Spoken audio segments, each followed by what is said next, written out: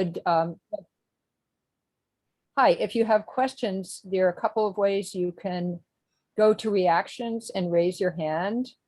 And it's a relatively small group. So if you have a question, and want to wave your hand in the square, we can catch it. Look and see who we have first this question. Tammy West. Okay, great. Tammy.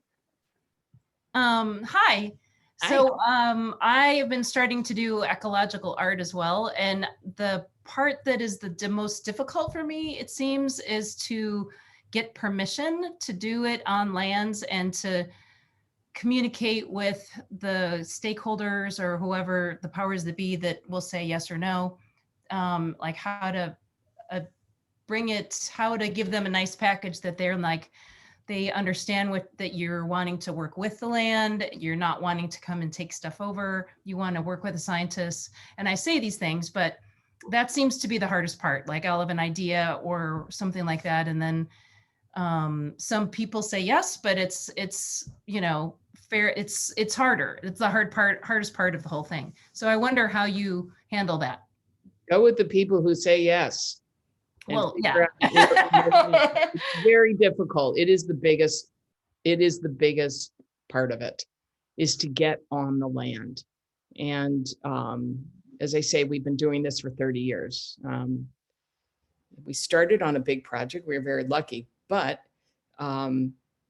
those are big obstacles. And sometimes you start small. Demonstration projects, pilot projects that actually show a landowner, you know, what you're doing. We've had more luck with like non-federal entities, but that said, you know, one of our projects is out in the Golden Gate National Recreation Area that we worked on for 11 years, and it was small steps. It's local to us, it's close by, so we could nurture it for many years. But you know, some of these, when we're working distance, for instance, the tree plantation in Interlochen, Michigan. Well, we were invited on their land, and that is public domain land, but it's owned by an art academy, an art organization. So, you know, there are times that we've had to get very substantial liability insurance. It's hard to do on a small project, but some landowners will insist on that. And it's, you know, I just have to acknowledge it's the biggest obstacle. I hope that'll start changing when people see that. I mean, there's art parks where people put up sculptures, but it's always like, well, that'll be up for a year. And, you know, and if you're trying to do a restorative piece, it's difficult to go and put something up for a year. I mean, we don't make work that just goes up for a year. So I acknowledge it. I encourage you. And if someone says yes, go for it. Thank you. Yes, I'm persistent, but also I just, you know, that was my biggest question, because it's not easy for anybody. It really is. I mean, think about it. You know, I mean, that's what wars are fought about: people and their land. You know, so, neighbors and fences. You know, whatever. It's yeah. Thank you. Sure. Mary, what are some of the projects that you're working on this very moment now? So right now, I personally am devoting most of my time to writing. Daniel and I are trying to get a very large project off the ground that's mostly conceptual, that's carbon capturing. It involves large timbers. It's going to be a big one, going to be a tough one, and we're still in the conceptual stage. So I will say that, and that is one thing that, you know, some of these take a long time. But right now my focus is writing, and then we are really both focused on getting these archives together. Yes. There's kind of a limited moment on that when you're invited to donate your archives or bring your archives to a museum. You keep that fire going, and that's a big project for us. I mean, we have records for all of it, but it needs to be cataloged before we bring it to the museum and they catalog it. and register it. So that's another, between that, those three, that's a lot for me. Thanks for asking. Mary, if you have Bonnie's raise hand. You're on mute, Bonnie. Okay, yes, thank you for your presentation. That Thank you. was fabulous. So my question is about projects that use volunteers. If there's any particular process, maybe you need liability insurance for that also. If you have any advice on. So we work with our sponsoring agency or organization. And we let them know in advance that we can bring ourselves and our great experience with volunteers. Can they bring us volunteers? Oh, And it's that simple. It's really the people they know, because we don't live in all of these places. So we advance that pretty much at the first talk, at the first meeting about what we do is, can you bring us volunteers? And that starts the ball rolling. Some groups will ask for liability waivers. We ask them to do that if that's what is needed on their land. Remember, this is not really like our say. It is public domain land, but somebody's in charge of, there is a steward there. And so it usually works that way. But as I said earlier, we bring, just all comers, anybody. Some people will come and see us doing something. What are you doing? Can we come back? There's a project we did years ago, and we kept finding things on these sculptures that we were making. And we just couldn't figure out what it was. It kept putting little sticks and like they were just rearranging things. And we know, when animals come by and they leave scat, that's completely different and very rewarding, thinking like the animals like this. But finally, we had a bunch of homeschooled kids that came out one day and they said, hey, we've been putting sticks here. Is it helping? And it was great. So we said, yeah, come on, let's work together. So there's a little bit of, to get things going. And we do work in open areas. We work in neighborhoods. We work in places that are accessible. Even the land up there on that river, you saw how dirty we all got. That's accessible. That is public domain. The gate's open. Anybody can come into that preserve that the Nature Conservancy has restored. So we get people, fishermen that wanted to go down there and see us, and they'd come back the next day with sandwiches and work with us. And it gets to be a lot of fun, but it's actually serious fun. And these people, really need to, pat themselves on the back for how much energy they put into it. What I feel is after that kind of experience, and I started this way, as I told you, I was not satisfied with how I was approaching visual art. I wanted it to be something different. I just, between my writing and between the works that I was creating, I felt there needed to be something different that had, in one way, a more lasting quality, and in one way, a not so lasting quality. I not collecting big pieces of sculpture. So, getting people involved in that way is, it's very rewarding. It's rewarding for me personally, but it's also rewarding for all the folks that leave the project and keep coming back with their kids some Saturday afternoon, or with their parents, or, just to show them what they did. And it's, hey, this is your space, as we're going home in a couple of months. We're glad that you are nurturing it and have this sense of ownership. Wonderful. Leslie Bertha, you have your hand up. You're on mute. You're on mute. Hi, Leslie Bertha. As I listened to your presentation, Mary, I'm so impressed with the depth and the range and the scope of the projects, right? From the forestization to the work that you've done in the bayous, right? To the floodplains.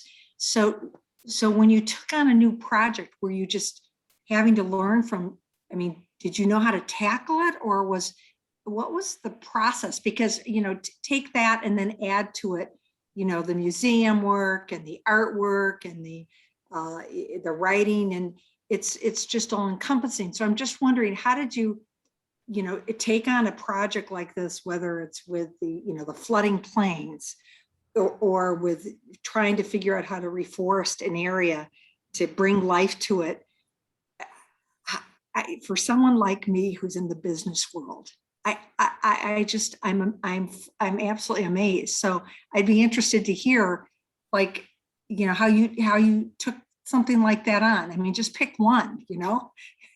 Well, I can tell you what's a typical scenario. Yeah. Once we get an idea that we have a nod, or once we get an idea that we're going to be allowed to work, I sit mostly on my computer and start researching with what I can find online, books I can find, visuals. Daniel sits on the other side of the studio and starts sketching. And we meet in the middle often. We get excited, we throw out ideas, we learn new things, and then we keep pursuing that. Eventually, we come up with an idea, like, this is doable. They could let us do this if we could get permission, if they approve of this. And so then we develop that. We always have an alternative. For instance, the forest, the tree plantation. It looks like a forest, but it's so far from a forest when you go into one of those. They found us through other works we had done, and they asked us, they told us what they had, they had this tree plantation that was decaying. It was endangering people. They had to block it off because the trees were coming down. They couldn't harvest them. They lost their opportunity to make a product, telephone poles.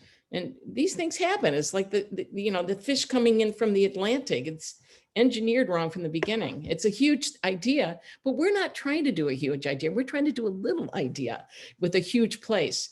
And so, we do a lot of deep research. That's what fuels my writing, is all that research that goes into all that depth of, first of all, how did this happen? How did we get here? And what are possibilities? We call experts, foresters. On that project, it was several different kinds of forester, land management people.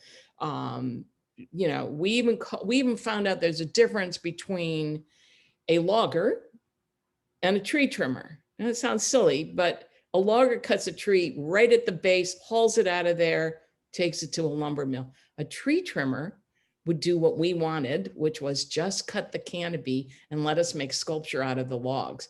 So that was kind of the final part of this, because the folks that owned the land were like, yeah, but how are you going to do this? So we work with them pretty much hand in glove in the later stages, and they bring locals to us. And so we did find a guy that is a tree trimmer by summer, is out of work in the winter. He was thrilled to be able to go out in the winter and trim, not log, because they normally log in the winter. And it was just quite delightful that we were able to put those combinations together. But it is a lot, Leslie. It is a lot of research. We don't do these things in weeks. They definitely take months. The Interlochen Forestry project was a 2-year project. The Nature Conservancy was a 2.5-year project. And that's us going back and forth to the Nevada desert and working on that. So they're not short term. The project I referred to earlier, when the Golden Gate National Recreation Area, which is west of us near the ocean, that's a 9 to 11-year project. Incremental. So yeah, it's and we learn a lot. We learn when we're on the land.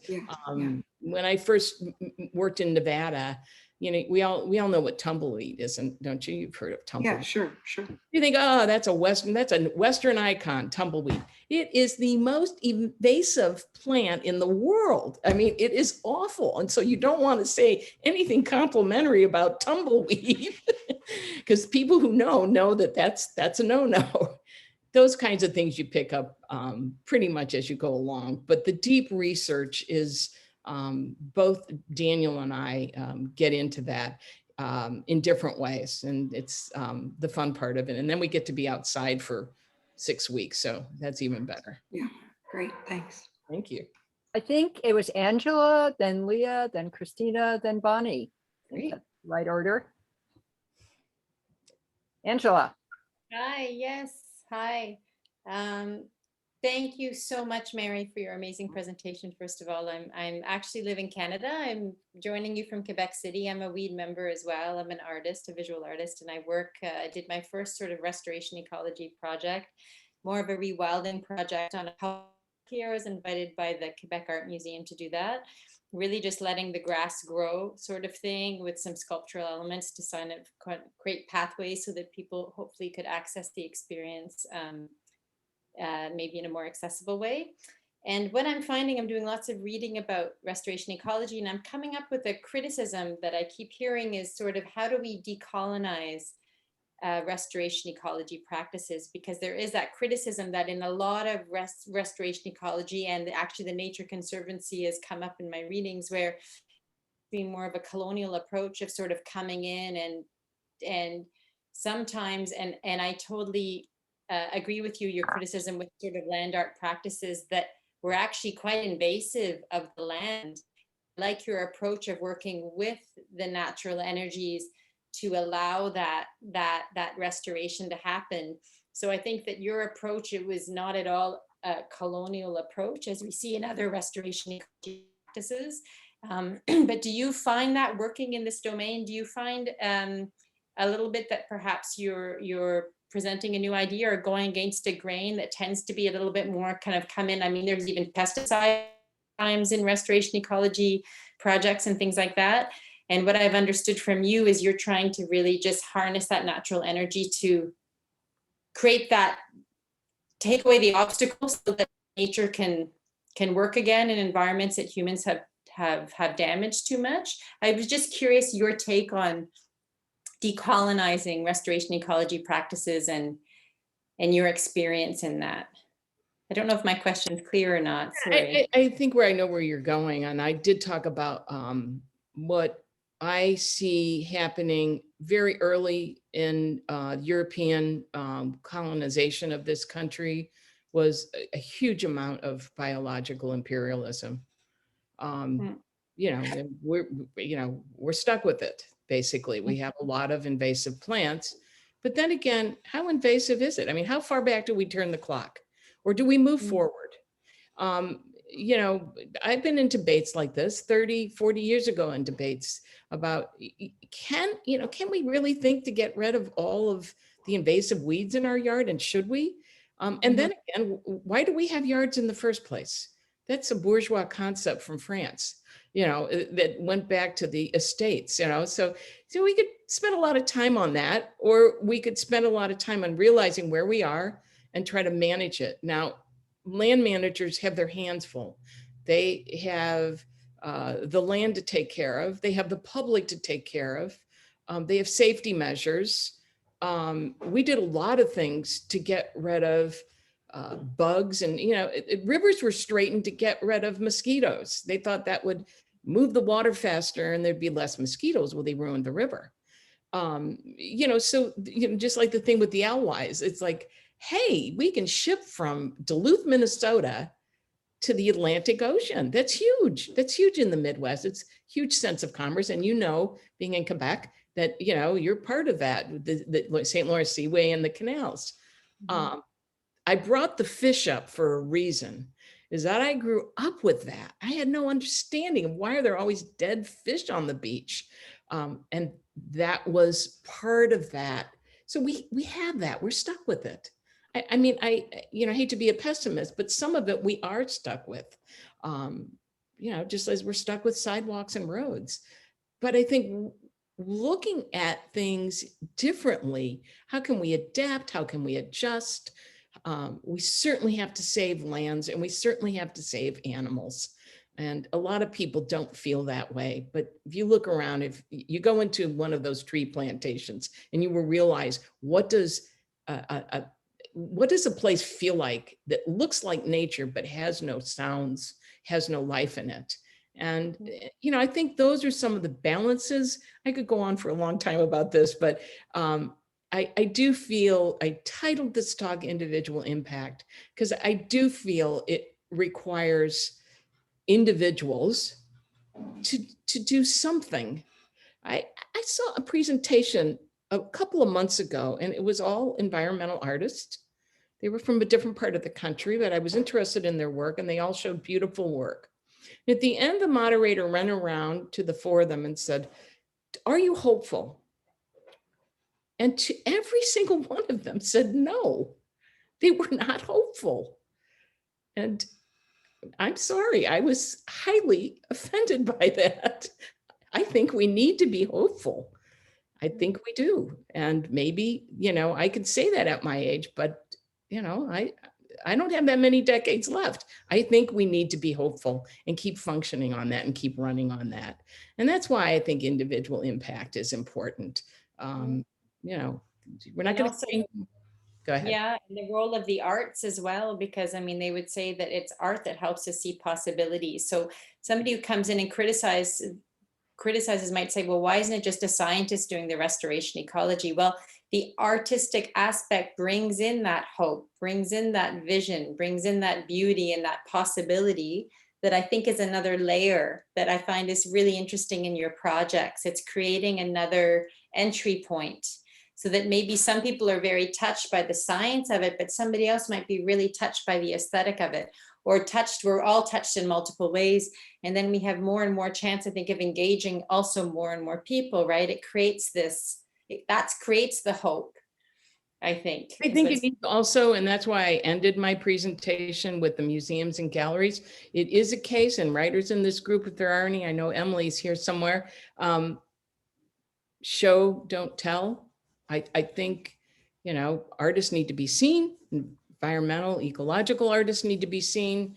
I think we need to demand to be seen and demand to be in major galleries and considered amongst the other genres. I'm working very hard on that to establish that baseline that people realize. And I think it means that we all step up our work. I'm very adamant about being deeply informed so that when we put it out there, we know that we've done the research, that this is true, this is authentic, it's hand in glove with scientists. The project I was describing, this big conceptual project, took off from a scientific paper I read. And, I was so excited about it. I shared it with Daniel, and, we were in contact with the scientists. We found other people. It's still a big lift to get it to happen. And we know that, and we are used to that. So that's kind of one of the things, but have hope. Thank you very much. Thank You. I think Leah was next. Yes, hello, Mary. First of all, congrats on all the success of your work that you get to see develop and change even now. All those trees growing is really helpful. So I was thinking of addressing sort of a more post-production publicity type of thing, like you have you plan for it, and then you do the installation, and you get everyone out, you do the work, and then afterward, how do you approach getting the word out to the public about what you're doing? Because this is one thing that I always think about. It's like, well, I'm doing my work, but the end goal for me is always the success. One of the layers of success is like, how many people got to see it and how many people got to talk about it, even if they're not physically in that place. So I see this beautiful photograph behind you. I mean, do you plan photography well in advance? Do you have like little written placards that you do the writing in advance? Or how do you approach that, and how soon, I guess, do you start planning that? So the work is documented from day one. Meetings with the client, walking the land. It's all documented. It has to be, because the work changes constantly. So I am a trained photographer. One of my creative endeavors was photography. So I do a lot of that day-to-day documentation. We often get people that we work with. The Nature Conservancy has their own photographers. And then we do hire and it's usually a local person we hire. The project in Michigan, I'm in contact with our videographer and our photographer, and he goes out there every couple of years to photograph it for us. We pay him and we make sure we can get him into his schedule. In other projects, sometimes people send us, I came by your sculpture and I found out who you were, and here's a picture I took of it. One project we did in Charlotte, North Carolina, someone took a picture in the snow, and we didn't have any pictures in the snow because it doesn't snow very often. So that is all part of that community ownership, you know, that they find out who we are, but it's really it's theirs now. We did a project in the Silicon Valley a couple of years ago, and the land steward called us to say, the willows are growing, and she was so excited. And then she called us a week later and said, I can't see the sculpture anymore. She was very distraught. And of course, we're so thrilled that the willows were growing. That's our goal. That's the art for us. So the art for us keeps changing. It's not like, okay, here it is, take a gorgeous picture of it. Because again, we go back to, this is meant to give advantage to nature. So we don't want it to stay the same. If we wanted it to stay the same, we'd make bronze sculptures and put them in a place until they became unpopular and got taken down. We don't do that. So when the sculpture disappears, that's when we know, wow, we've got something going here, because that's what it's supposed to do. It's really more of an art act. It's merely more on the realm of social practice, but it's thoroughly documented. I mean, really documented. And I would just say, you know, there's no reason not to document your work. Every camera, every phone now has a great camera in it. You know, if it's something that's not in an area where you live in, then you ask people. And I have always found, again, you know, I was a film producer, and so I know how to run a crew. I've always found if you pay people and you let them know you want to pay them, they will oblige, and they'll give you some really good work because they know you're an artist, you're paying a professional photographer to go out there for you. And I've never had any problems with it. It's always worked out because they're part of the community. A couple of the works that we've done have ended up on calendars, environmental art, environmental design. And that's great because then we get to feed back to, if it's another photographer, it's not my work, then we feed back to the other photographer, and then he or she gets, you know, it's a calendar, or gets their name on a calendar, and it works that way. I'm adamant about copyrights, about crediting artists, having my, as Manoush and Mary White will know, crediting myself. That's very important. So when you take a photograph and it's your photograph, and you credit yourself, and you make sure they give you a photographer's credit as well as an artist's credit, and vice versa with people you hire. It's real important. Did I answer your question? Yes, thank you. Thanks. Okay, Christina. Yeah, hi, Mary. I have a two-part question. One is, I have the impression that you and Daniel have done various projects out in Marin County, and I'm just from images I've seen in the past, and I'm curious if there are any of those you'd like to share about. And also, how does this work financially? That always comes up for artists. Like, do you have to get grants as well as getting permission to do something on somebody's land, or is it usually the permission giver that provides the funding, or how does this work that you manage to, you know, survive to do this work? So the projects, let me just address the first part. The projects you're addressing in Marin County were projects that were done many years ago. And the one out in West Marin in the Golden Gate National Recreation Area was a long-term project. It was many sites along Olima Creek, a branch of Olima Creek called the John West Fork. Many small sites. We worked with the park hydrologist. The permitting was through basically the community action that we were bringing together. So we were bringing together an elementary school, an art gallery, Gallery Route 1.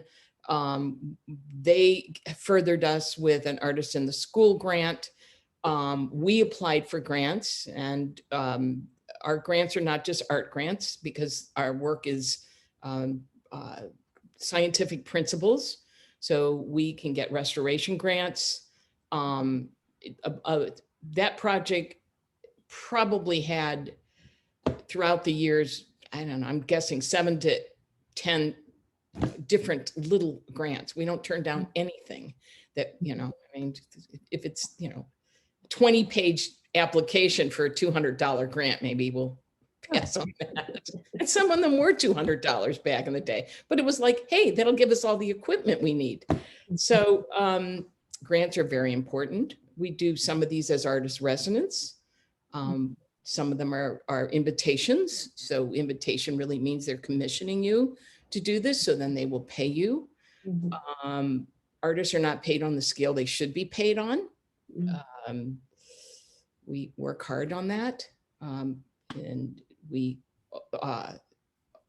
you know, I cannot say we self-fund, because we wouldn't be able to do it for 30 years, but we've contributed, not just blood, sweat, and tears, we've contributed to our own projects because we're passionate about it. I mean, I you know, when I met Daniel and he was starting to do this and we were scratching our heads, and both of us realized this is really great work, and it really rewards both of us in different ways, but in very similar ways. And so I would say I would like to see everybody, and maybe things are happening now because of all the disruption and the fact that we understand what essential workers are and how they need to get paid. I think that's going to take a while to shake down.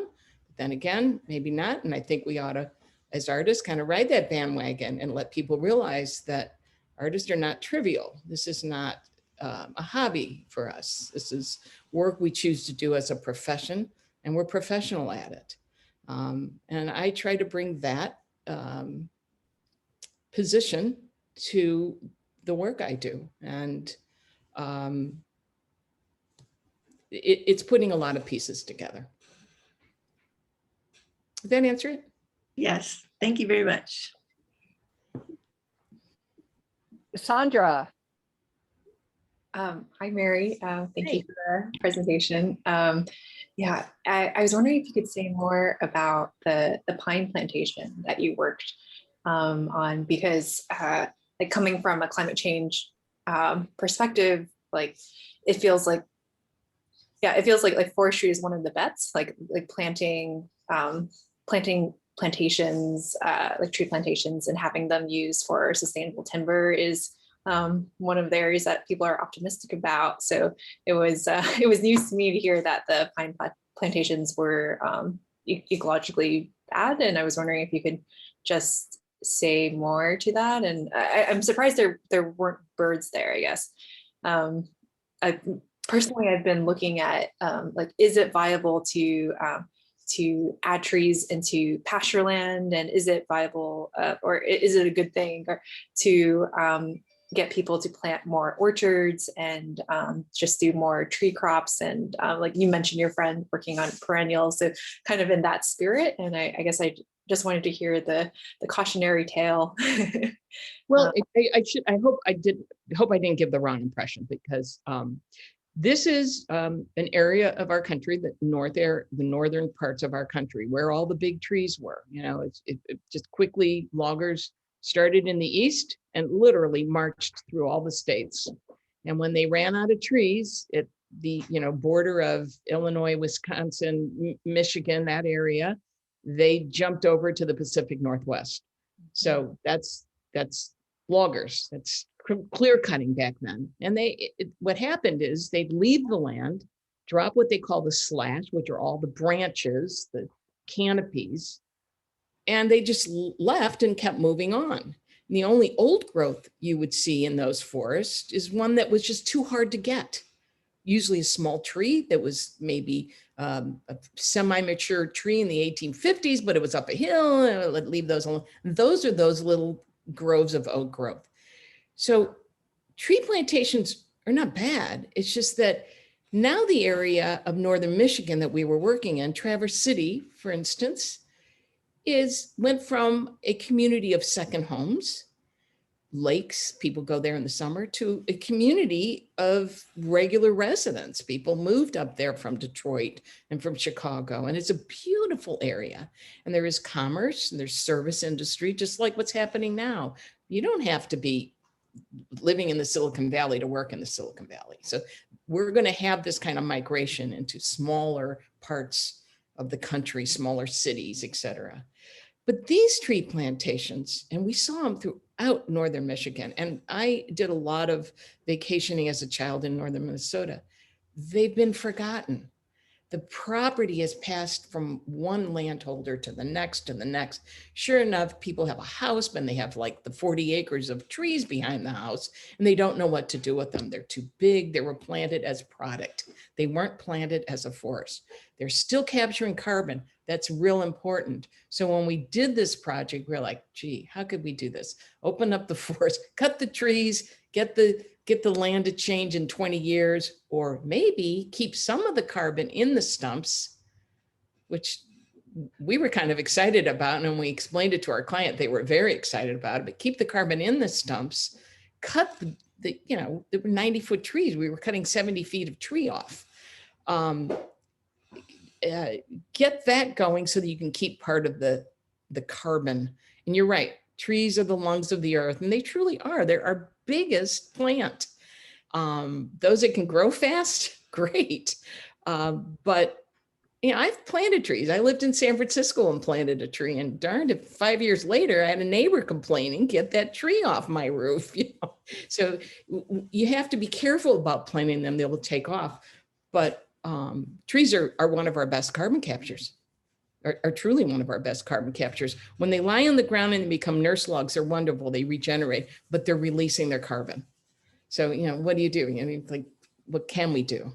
That plays into this big conceptual project that we're working on, is trying to take the trees and get them down. That tree plantation got more and more dangerous. When I did show a picture where trees were coming down, they were going to have to close the place off because the trees were just falling. They were rotting. They were dying in place.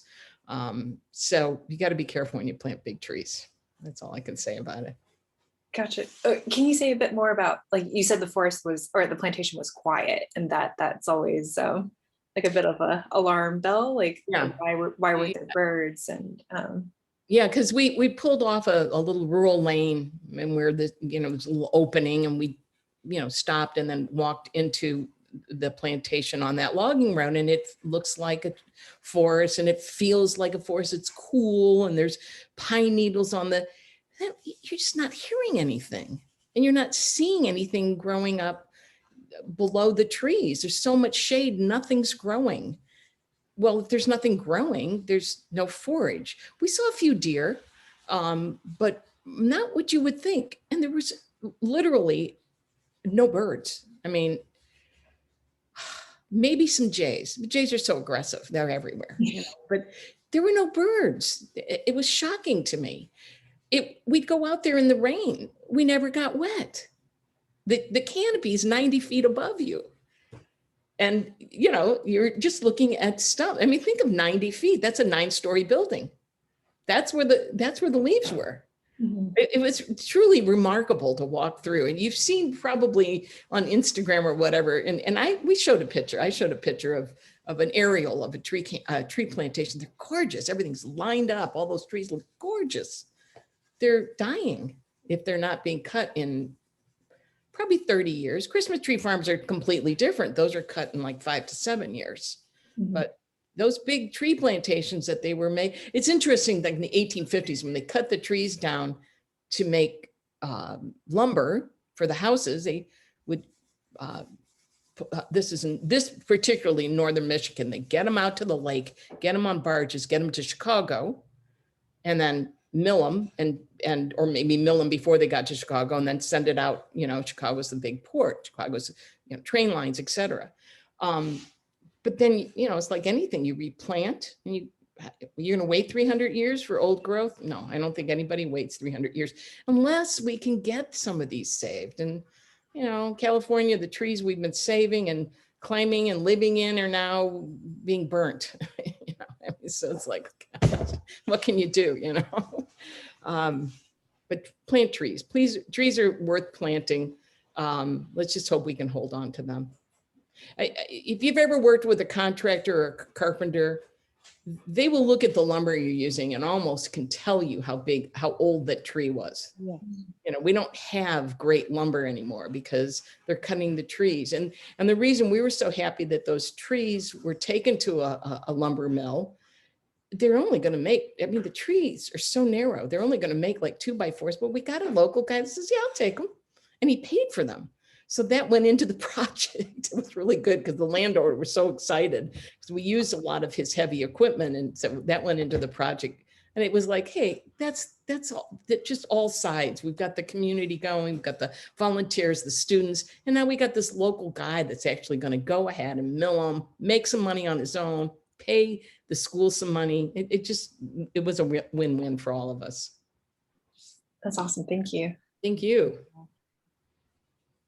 Are there any other questions? Tammy.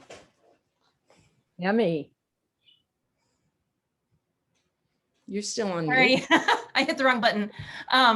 So my question is, you sound like you talk to the community a lot. I wonder if you start with talking to the community first. Do you start with like in connecting with somebody? Are you connecting with like the project person first? Or are you like connecting with the community of people that live in that area? Or at what point does that all happen? Well, you have to get permission to work on the land. I mean, you have to think that maybe we're going to get permission and have some interest. So that's at this point, given our years of doing this, we secure that first. Involving the community, though, is very interesting because we have to walk the land and we have to walk it several times to get inspired, to see what's happening, morning, evening, if we're lucky enough, different seasons, and we'll meet the community there. And one of the projects we've done in the Bay Area, we actually went to the town councils and we weren't presenting, but our client, who was a director of public art, was presenting. And after they identified who we were, we left, and a woman raced out of the chambers and came up to us at the elevator and said, why do we need art there anyway? She was very angry at us. We hadn't even started the project. And I found out she was from the Audubon Society. And she was very concerned that art in this open space, nature preserve, was going to hurt the birds. Yeah. And, you know, it was kind of the perfect way to deal with that challenge. And we invited her out and she didn't show up for a long time. And we got permission to do it. And we understood. I mean, there's always rules about that. There's nesting season. You know, if you work anywhere near the bay, you've got nesting seasons and you've got migration and, you know, you have to know that. And we do, you know, not off the top of our head, but that's part of the research is when can we actually go in there and do something? And we were working on this project and towards the end, and darned if she didn't show up with her husband, and they started volunteering for us. It was so great. We were so happy. But yeah, I mean, you can't be everything to everybody, you know. When she really confronted us at the elevator, I finally had to end the conversation with, you haven't seen this kind of art yet, you know, which was like, uh-oh. But it was enough to get her down there. You know, we got permission. She wasn't going to stop us, but you know, you don't function on that. You want her to want this. You want her to work with you. You want her to spread the word. And again, you can't be all things to all people, but you know, you can address their concerns. And that's a part of being informed. We're not decorating, you know, we're not going out there and decorating. We're trying to work with place. And it's a magic of place, and everyone's different, and every person that lives in that area is a different kind of community. And so Between that and addressing what the steward, the land steward, the park ranger, the commissioner wants, you know, it's a juggling act. That's why two of us do it. You know, we both have our hands full a lot of times.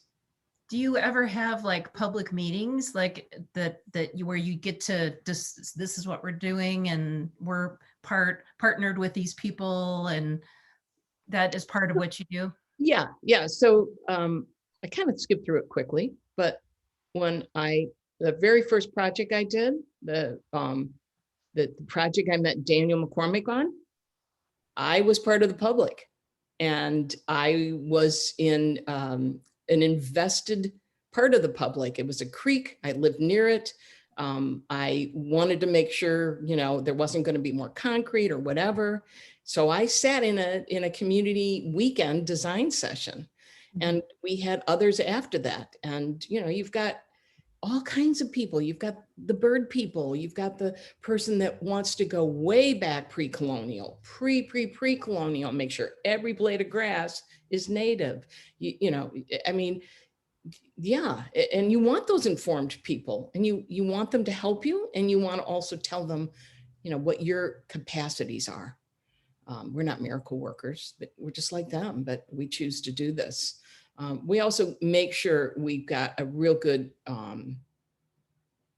basis of information, you know, that we're not just, you know, saying things. And it takes a lot of people. It takes a lot of people on your team. You got to get people on your team. Some of the hardest people are the engineers, because they're like, what? And, you know, you just approach it lightly. You show them what you're doing. You present professionally. We've got lots of professional presentations and proposals. It's, you know, it's part of it. It's part of any approaching a municipality, and you have to look at it as it is, because they are public lands. So. Well, Mary, I think we should all unmute and give Mary a round of applause for this phenomenal presentation.